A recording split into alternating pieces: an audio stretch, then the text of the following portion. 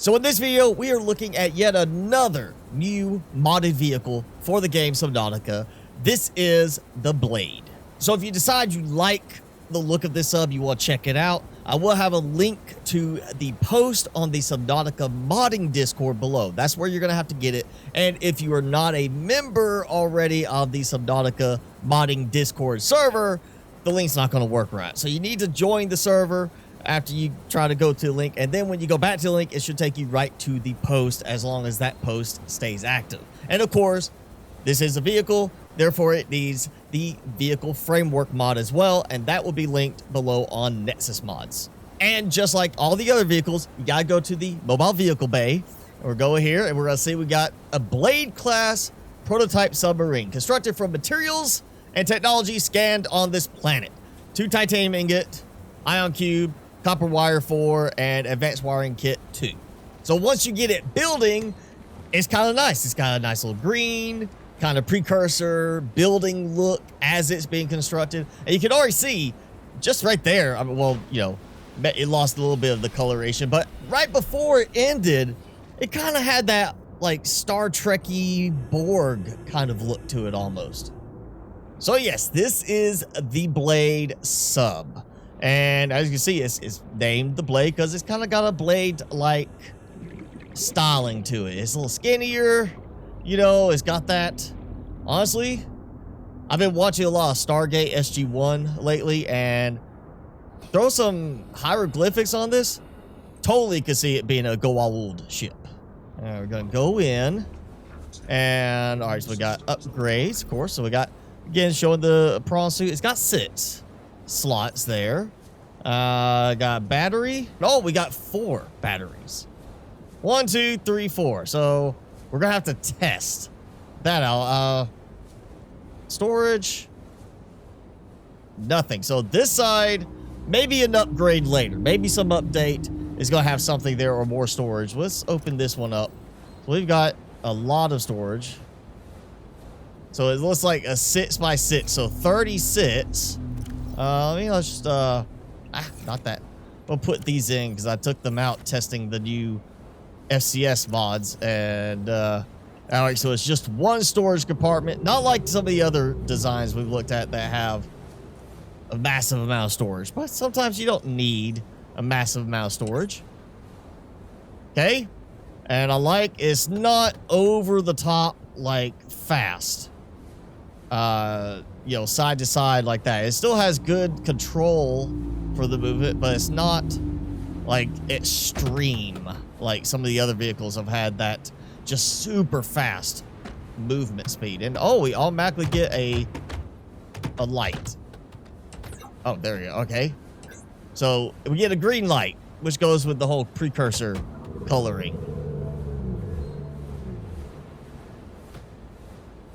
And this one also has that very long, drawn-out deceleration part. So do not forget to let off the gas early enough. Maybe hit the brakes a little bit. So from the outside, it does not appear to have any other spots where you interact with it other than the hatch to go inside. So you're not changing anything on the outside. Everything's contained inside. Granted, for the size of it, I feel like this could be pushed back a little bit. Because if that's where the hatch is, then basically that's the hatch. That's the interior section. This is all engine, I guess. Push this back a little bit further for the inside into that compartment a little bit. Maybe make the upgrades like the back wall as it's just going into the further back compartment. The battery segments could be moved back, and we could have another panel on each side. And if this gets turned also into storage later, then we'd have basically 4 storage compartments. It'd give you more storage, make it more useful, and it wouldn't make this feel quite so cramped. Gotta do my customary test that I've been doing. Granted, I've been usually doing it from the moon pool because it's the smaller ones. This is a bit bigger, so we'll test the time from here to Treader's Trench.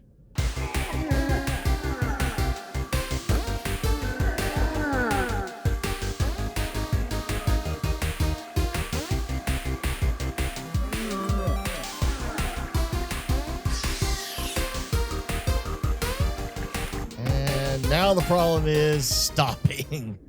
Okay, so now count that as stopped, even though I'm still moving. So honestly, on its own, no upgrades, anything. It's not that bad. It feels about where I would say the sea moth normally feels. And I did get attacked along the way. It was slow enough that the ghost leviathan was able to attack me twice.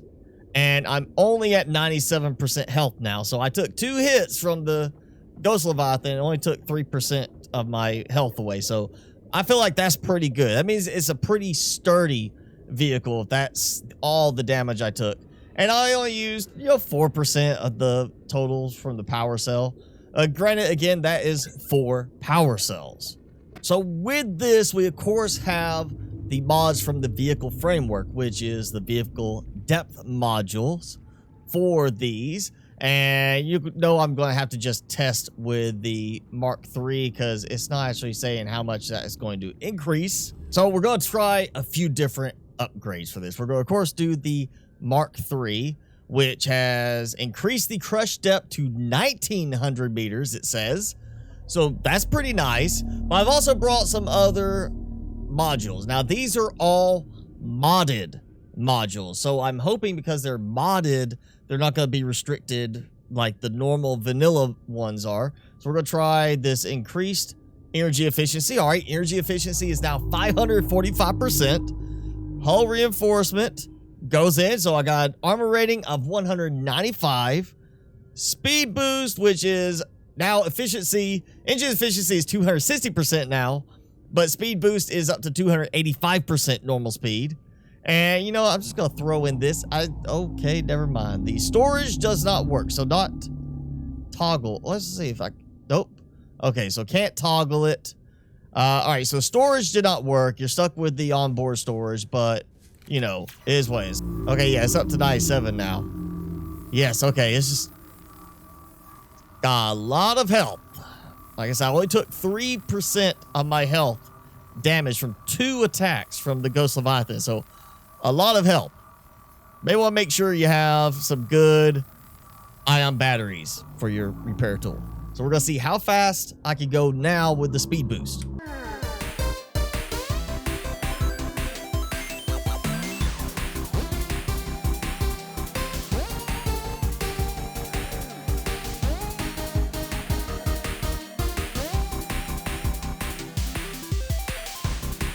And now I gotta stop.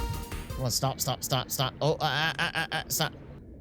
Okay, all right, we'll say now is the starting point. It's definitely with that extra, the very slow deceleration combined with the speed boost Mark IV. It's much trickier at the end. Just a small tap and you feel like it just starts moving a lot more. So if you want to use the speed boost module with this, it's definitely going to have a little bit trickier movement. I can see my power has only gone down 4% from where it was.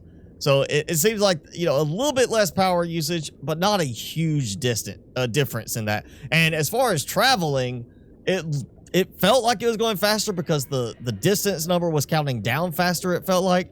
But visually passing by, I don't know how much faster it was going. It really didn't feel like it was that much of a difference. But I'll find out for sure how much it was when I'm editing this, and you can already see, what the difference was. Now for the other part of this test. Come here, Mr. Ghosty. Yep, we got the nice voice. Okay, I got a bite. And it doesn't even look like it's done enough to count for 1% damage. Maybe completely no damage, done. It took some, but it's so little that it's less than 0.5%. Oh, come on, do something. Still can't do anything. Come on. Still nothing. Okay, I don't remember the armor module doing that much of a boost to it that you basically don't take any damage from their attacks. It should be still taking damage. Surely I am not like that high armor now.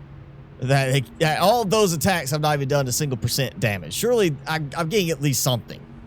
Oh yeah, it's taking damage. You can see that it's actually got the option for me to repair. Because, oh, there it goes. Like, you know, when it's full health, it gives you, it doesn't say any percentage. So I took some damage equal to 4 regular hull reinforcements. And I took so little damage compared to the overall health that it took, I didn't even go down a full percentage point. All right, you know what? We got to test it with the big buddy. Oh, yeah, okay. He can still grab on. He's got a hold of me. He's got a hold of me. You know, sea moth, normal state, no hull reinforcement, nothing to upgrade it. I'd already be at like 30% health. Didn't even take a full 1%. That is awesome, but kind of crazy how much my armor has gone up on this. So it's time to swap out for ion power cells. Let's see. With the speed boost, everything else the same. Increased efficiency. How much it drains going to the gun platform. There we are. The gun platform. Let me tell you, it doesn't have, even with the speed boost, it doesn't have the vertical jump range that the sea moth does. When you hold the space bar down with the speed boost and it just launches you out of the water like a flying fish. This doesn't have that. So not having the sonar is definitely not as easy to find the mountain as night starts to set in. And oh no. Oh, there we go. I was about to say, I think I got stuck. It's definitely a little bit fatter than the Cyclops. Yeah, no backup camera either. Would be nice to have at least a one camera, backup camera. But you see, power-wise, 99%.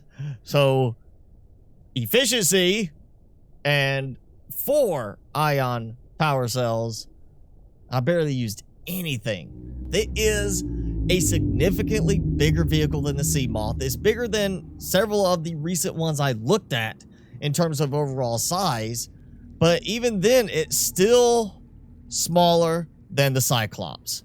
Well, it's wider than the Cyclops, we know that, but it's not as long, it's not as tall, and of course, it's only got the one storage spot.